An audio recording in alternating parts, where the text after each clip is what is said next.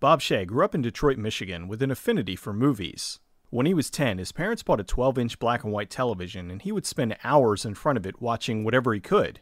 When he was in his teens, he worked at his father's supermarket, but he dreamed of making movies.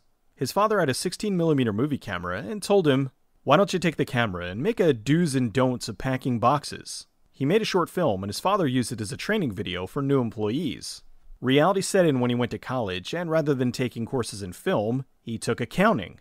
After that, he decided to be an actor. He moved to LA and got a job as an extra, but had no luck after that. He decided to go back to school and went to Columbia University Law School to become a lawyer. While going to law school, he dreamed about the films he wanted to make. A friend called him out on this, saying that there was this other guy, Brian De Palma, making movies. Why wasn't he? Shaye decided to give it a shot. He rented a camera and shot a short film that he entered into a contest. He won the contest, but discovered he tied with another guy, Martin Scorsese, and the two had to split the prize money. Because of this, he got a scholarship and went to the University of Stockholm in Sweden for 2 years. When he returned to the US, he was ready to get a job in the film industry, but couldn't get in. Through a friend he had met in Sweden, he was able to get an interview with the head of the film department at the Museum of Modern Art, and he was hired to be the head of the film stills archive. While at a film festival, he met a guy who told him it was big business to distribute films to college campuses. He decided to go for it and acquired the rights to some films to show at colleges. Nothing major, just some oddball foreign films and whatever he could get for a decent price. He wanted to register the name New Cinema, but it was already taken. After going through a few different variations, he landed on one that wasn't taken, New Line Cinema. New Line Cinema started in Shaye's living room. Over the years, it continued to bring films like Reefer Madness to colleges, until one day, they decided to branch out from distribution. Shaye wanted the studio to get into film production. In the early 80s, Shaye discovered the studio that owned the rights to the Texas Chainsaw Massacre and lost them, and the rights reverted back to the original owners. New Line bought the rights and re-released the film to theaters, which was very successful for the studio. Seeing how bankable horror films were, New Line began to search them out.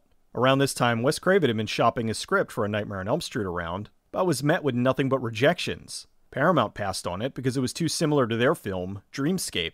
He received an offer from Disney, but they wanted the film to be toned down to make it suitable for a PG audience. Craven thankfully passed. He presented it to New Line, who picked it up, and it became a monumental hit. The film's so important to the studio, New Line's often referred to as the house that Freddy built. Over the next few years, New Line continued to grow. Shaye was happy with his role of running the company, but still had dreams of directing his own film. One day, the president of production at the time, Sarah Richner, discovered a novel called Jack in the Box by William Kotzwinkle. She presented it to Shaye, who loved it. It was a novel about being an awkward teenager growing up in the 50s, which really spoke out to him since he was an awkward teenager that grew up in the 50s. The studio tried to option it, but another production company had the rights. Shaye didn't give up. He kept an eye on it, and the other studio dropped it, so he snatched it up. Shaye contacted Kotzwinkle, and the two became friends. Kotzwinkle was hired to write the story for A Nightmare on Elm Street 4, which was then directed by Renny Harlin. After that, Shaye decided the best person to write the screenplay for Jack in the Box would be the guy who wrote the book. Kotzwinkle never wrote a screenplay before, so he worked with Shaye to get it right. They had a great collaboration, with Shaye suggesting some of his own life experiences that worked really well for the story they wanted to tell. The new script included moments and lines that were directly from Shaye's childhood.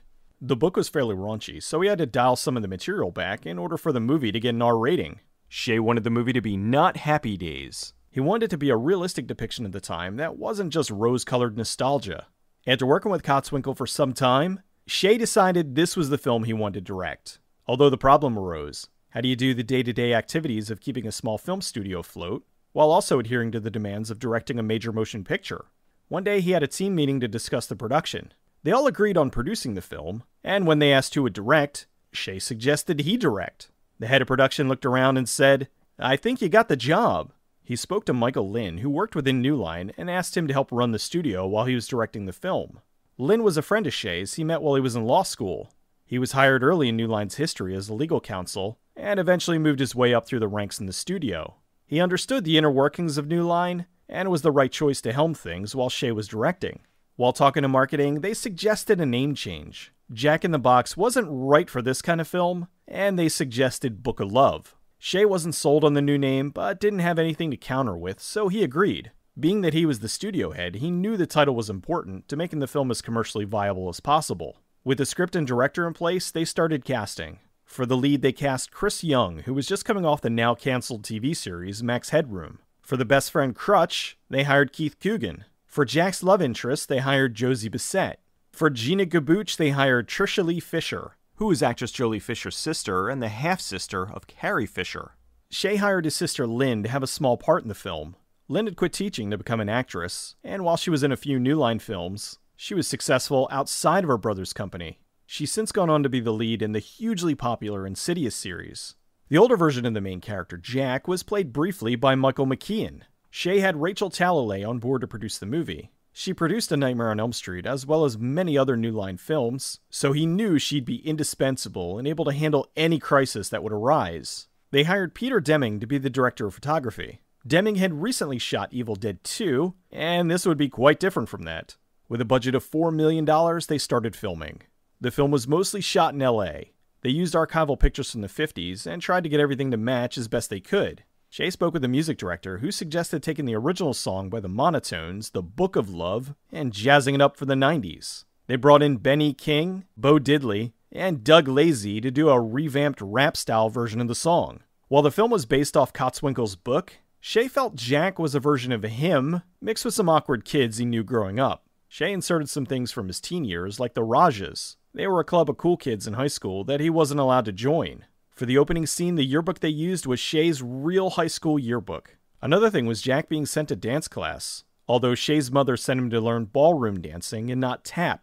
Also, the guys drinking and singing was something Shaye and his friends would do when the adults were out for the night. The line, "Do you have a pencil in your pocket?" was something a girl once said to Shaye while they were dancing. To make the film have an authentic feel, the production department went out to find actual recordings of old advertisements from the era. They purchased a license to show the TV clip in the movie, which had a segment of the Texaco song. Even though they bought the rights to the clip, the song was owned by Milton Berle, who wrote it. He sued the studio, and they had to settle out of court for an undisclosed amount. The Strongman segment was based off a series of ads from the 50s by a guy named Charles Atlas. He was an American bodybuilder who pushed an exercise program that would prevent scrawny weaklings from getting sand kicked in their face. On top of writing the script, Kotzwinkle was on set for support and rewrites if necessary.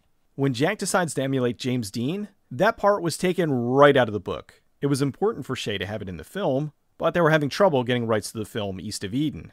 Warner Brothers owned the rights, and they had a strict policy of not licensing clips for any films they weren't distributing. Thankfully, though, they had some good luck strike. They had just made a deal with Lorimar, a subsidiary of Warner Brothers, for Freddy's Nightmares. The head of Lorimar called the head of Warner Brothers to ask if he would take a call from Shaye. The two spoke and worked the whole thing out, so they were able to use the East of Eden clip in Book of Love. They had Chris Young watch the clip and emulate it as best he could, with him intentionally completely blowing it, instead of being the cool, tortured teenage youth. The 54 Chevy they had barely ran, so they had to push it or tow it to most places. When Shaye started New Line, his father told him if he was a flop in the movie business, he could always be a short order cook. So as a goof, Shaye has a cameo in the film as a short order cook. At the end of the film, they needed an older version of Gina. They hired actress Connie Stevens, Trisha's real mother, to play the part, but they felt she didn't look right. So they used makeup on Fisher to make her look older. After filming in post, they submitted it for a rating, and it received an R. They played it for test audiences, and it went over well, but not great. This worried the marketing department. Since the subject matter was about teenagers, they thought the film would do better with a PG-13 audience. Shaye didn't completely agree, but went ahead and re-edited the film to get the lower rating. In doing so, they removed the nudity, some of the more vulgar moments in the film, as well as some of the funnier moments in the film. Hi, Gina, this is Jack. Hi, Gina, this is Jack. Hello. Hi, Jack, this is Gina. Go fuck yourself. Shaye was now worried. He didn't want to risk losing money for the company, so instead of doing a wide release, he ordered a few hundred prints and opened the film regionally. The movie opened on February 1st, 1991, and its performance was dismal. By the end of its run, it only made about $1.3 million. Critics were oddly aggressive towards the film. Rather than talking about the merits of the quality of the movie, they were striking out at the audacity of a studio head directing a movie, rather than letting the creative people do their thing. The film was pulled from theaters and quietly released on home video. Shaye was disappointed the film did so poorly, and returned to his role over New Line to do damage control. In 1992, a year after the film was released, Josie Bissett starred in the Aaron Spelling Ensemble monster hit, Melrose Place. Chris Young continued acting through the 90s, but shifted his focus and became a director and producer on the TV series The Adventures of Ark.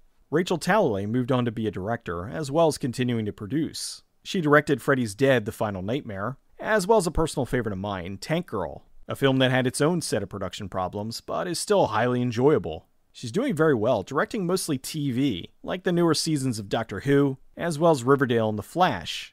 Years later, Shaye revisited the film and realized the marketing department was all wrong. This movie shouldn't have been aimed at teenagers in the 90s. It should have been aimed at people like him, adults who grew up at the time and would relive their teen years through the movie. The 90s kids were the wrong audience. He was sorry he didn't stick to his guns and take a chance on the film by releasing it with an R. He remedied the situation by re-releasing the film on DVD with all the R-rated content edited back in, so the film can now be seen as it was originally intended. The director's cut of the film is the version that should have been what was released in the theaters. It still may not have been a hit, but it definitely would have had a better chance of reaching the right audience. Shaye eventually returned to directing 17 years later with the film The Last Mimsy, which was also a flop. In 2007, New Line produced and distributed The Golden Compass, which majorly underperformed. Shaye and Lynn stepped down from their roles, and the studio merged with Warner Brothers. In 2008, Shaye and Lynn formed the studio Unique Pictures. Shaye's now directing a thriller called Ambition, and hopefully, for his sake, third time's a charm? Book of Love is a charming little coming-of-age film. While I wasn't born until decades later, many of the themes in the film are still relevant to me, and even to people born after me. I think in general, a young audience wouldn't appreciate the film, but an older audience looking back on their younger years will see what the film's going for. It's sad the film did so poorly, but I think there's a valuable lesson to be learned here about marketing your film. Rather than chasing after the biggest audience, which would be the wrong audience, he should have stuck to his gut instinct and released the film in its R-rated form and targeted the correct group. It would have been smaller, but there was a better chance of it recouping their investment rather than a fraction of their investment.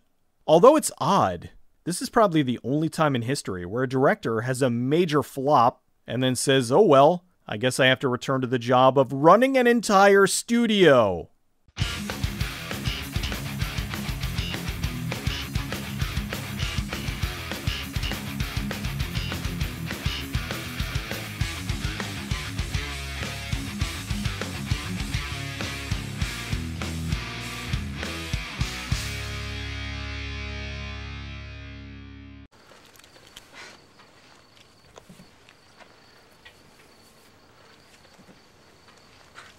You're fucked, pal.